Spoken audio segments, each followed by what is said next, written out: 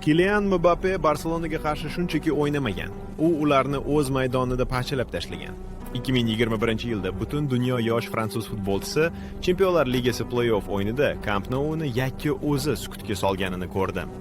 Barselona hali ham Lionel Messi boshchiligida edi, lekin estafeta eng sovuqqon va aniq tarzda boshqa qo'lga o'tayotgan edi. Mbappe Blaugrana himoyasidagi har bir bo'shliqdan qo'rqinchli tezlik va aniqlik bilan foydalandi.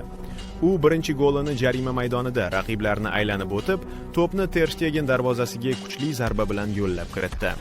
Ikkinchi gol esa hujumchi goli bo'lib, himoyachilarni butunlay qotirib qo'ydi. Uchinchi golini burchakka juda chiroyli zarba bilan yo'llab, hat-trikni rasmiylashtirgan paytda afsonaviy stadion shok holatida edi. U Camp Nou'da Barselonaga qarshi Chempionlar Ligasi play-off bosqichida hat-trik qilgan birinchi o'yinchiga aylandi. Gerard Pique hatto uni sekinlatish